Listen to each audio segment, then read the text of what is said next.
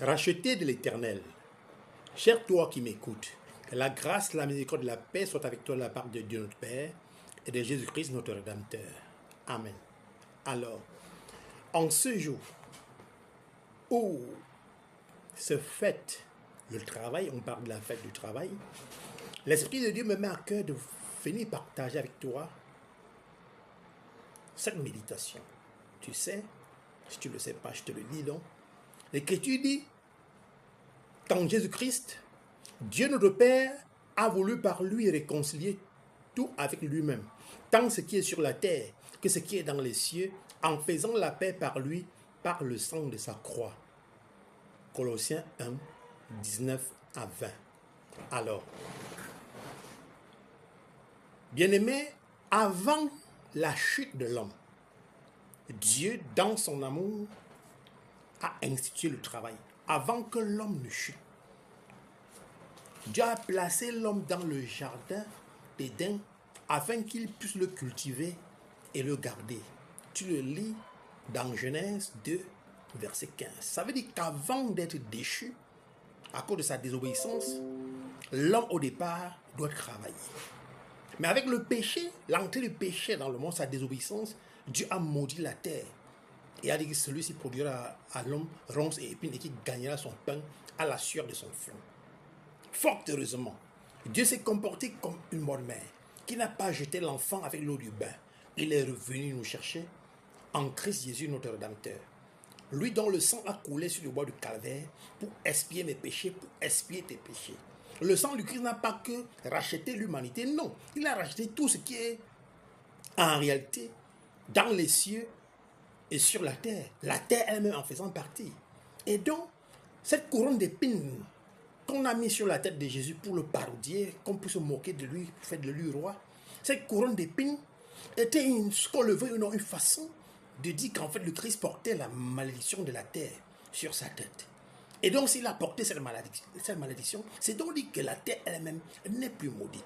Et si on part donc de ce principe, de cette vérité biblique, où je dis, on en arrive à la conclusion sur laquelle on ne travaille, moi comme toi, nous ne devons plus travailler aujourd'hui dans la peine, dans la douleur, à la sueur du front, avec la difficulté. Non, le travail doit se faire avec joie, comme avant la chute de l'homme.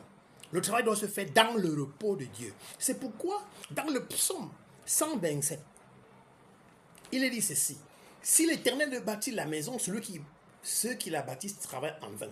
Si l'Éternel ne garde la ville, celui qui la garde en vain. En vain, vous levez-vous le matin, vous couchez-vous tard, et mangez-vous le pain de la douleur. Il en donne autant à ses bien-aimés pendant leur sommeil formidable. Ça veut dire, si tu travailles en comptant sur tes capacités physiques, intellectuelles, tes diplômes, etc., tu es le jouet de l'heureux Satan.